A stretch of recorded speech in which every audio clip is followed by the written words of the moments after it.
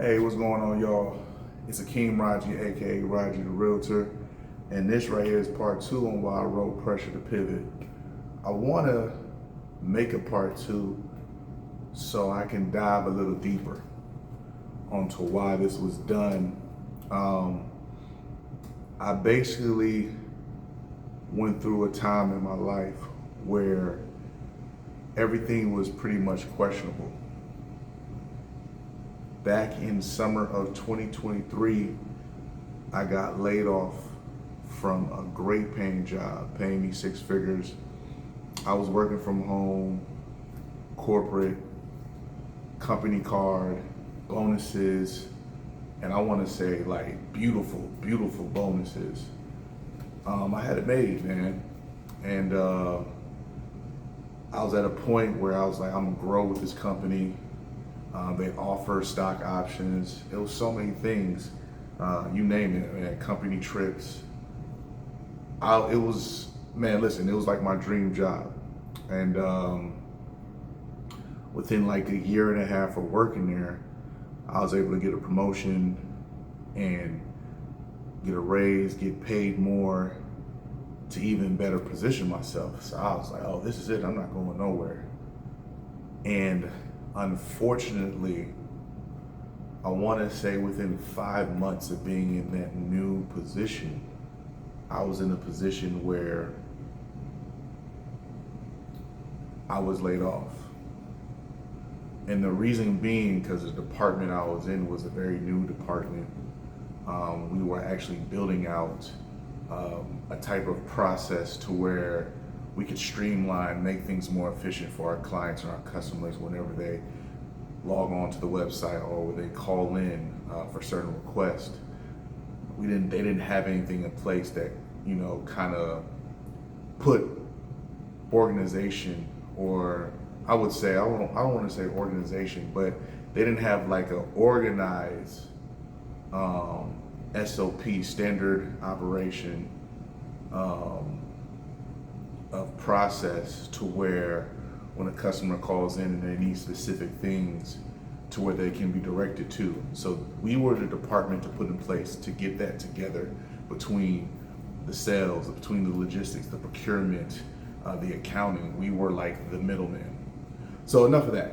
But anyway, the company didn't meet the numbers that they projected to meet for that quarter, so they had to make cuts. And there was no room for a new department. They didn't see the benefit in it. They didn't see it necessary at that moment in time. So they eliminated my entire department.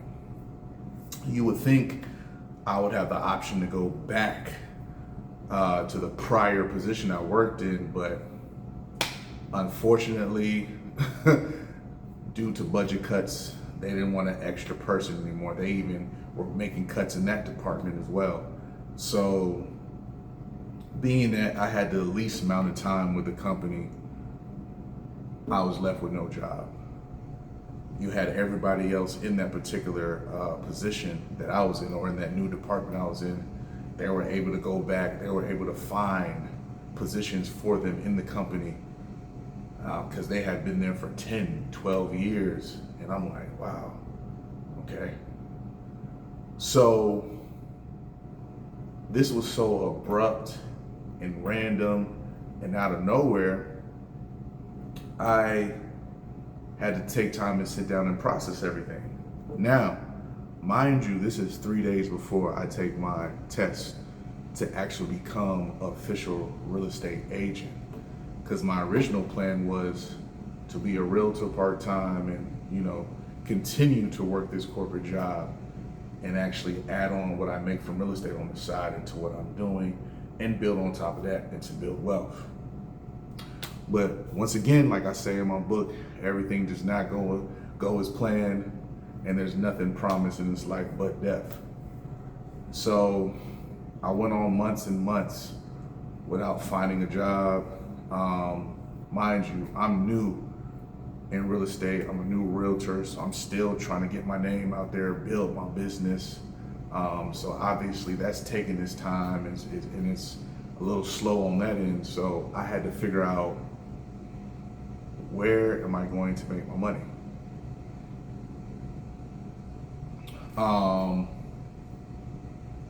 So I was at a crossroads, and I had to continue to figure things out. I had unemployment coming in, but unemployment only lasts for so long.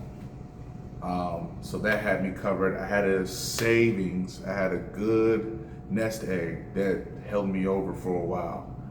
And eventually, I had to go out there and do random things. I had to do things like pick up gig work. I had to do DoorDash. I had to go to random restaurants and wash dishes for money. They had an app called, I want to say,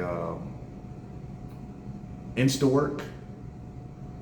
Yeah, it's InstaWork. There was another app, I can't remember the name of it, but I used to go on that app, and you could go to random restaurants and say you all want to bartend for the night or wash dishes or be a busboy, whatever. They had things like that, or even work at concert events. Those random things, and I was doing that as well.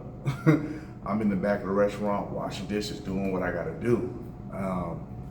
Until one day I bumped into a guy who owned a franchise of a restaurant. I won't name the restaurant, but I met him doing one of those gig part-time jobs, and I was washing dishes for him, and I just built a relationship from there because he owned it. And I asked him, how did you own this, that, and the third? How did you come about getting to this place in life? And we continued to talk. He was an entrepreneur, and I was always wanted to be in that position where I was an entrepreneur and I was able to, kind of just work for myself, right? So we built that relationship, and then next, after that, it got to a point where funds started getting low. And I had to go harder on the DoorDash. I had to go harder on doing this gig work and trying to find some more income. Unemployment ran out. Mind you, nobody was hiring. I'm telling you, I was doing interviews. And I'm a great interviewer. I'm talking about I was making it to the final round of interviews to only get rejected. So you can imagine the frustration that I was building at the time. Mind you, it had been 6+ months, going on 8 months, without me finding anything. So I went to this guy I built a relationship with. I was like, hey, listen, man, this is what's going on. Is there anything that I can do extra around the restaurant that can bring me more income? He was like, I'll tell you what, Akeem. As opposed to you coming here just washing dishes for us, listen, I will put you in a position where I will give you an hourly wage that is fair for you, and you'll make tips on top of that if you can deliver pizzas for me. I said, absolutely. And we rocked. We did that for months on end. Man, I was there sometimes. I used to go in there 7 days a week, just delivering pizzas and making tips on top of that, and that really held me over. I was able to pay the bills with that, along with DoorDash and just making way. And on top of that, I had to put myself on food stamps as well. I could have used the money I was making to buy groceries, but I was like, listen, food stamps, if I'm able to get that government assistance, I'm going to take it. At first, I was too prideful. And I was on the phone with one of my cousins, and he told me, like, bro, this is what you pay your taxes for. This is what you work hard for, man. Apply for food stamps. Don't be too prideful to do that. So I went ahead, put in the application, I got approved. Boom, I had food stamps, I want to say for like 6 months straight. 6 months straight, and that went a long way. When I say we was able to save that money, keep that money in our pocket, to use it for other bills and keep it moving, it was great. So, with that being said, during that time, I had no idea I'll be here today talking to you guys about my book, Pressure to Pivot. At that time, I did not think in a million years I'd be an author. So here we are today, 2026. We came full circle. Now, between that time of me being unemployed, doing gig work, being on food stamps, I've landed a few jobs, contract work, which was related to what I went to college for. And I would work at those jobs maybe 3 to 6 months at a time until I actually landed a full-time job, which I still work to this day, which is also work from home.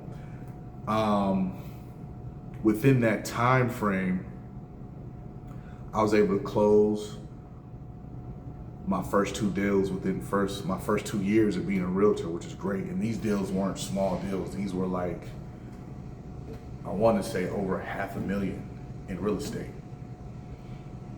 And I say that to say, you never know what life is going to deal or hand you at a certain time.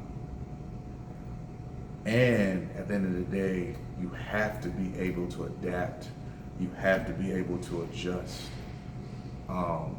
If you want to survive, you have to have that positive mindset. It's not easy. You're gonna have your days where you're down and you feel hopeless. Trust me, I was there. I'm telling you my story now, and why I'm writing this book, Pressure to Pivot, and why I'm using my story to teach others to have a different mindset and kind of just look into what you could do. Not only is this something that is gonna inspire, but it's gonna teach y'all to be resourceful. When you're faced with a situation, what can you do? If you got a car, hey, DoorDash, drive Lyft. If you can find work, if you gotta work at a warehouse, if you gotta wash dishes, you gotta do what you gotta do.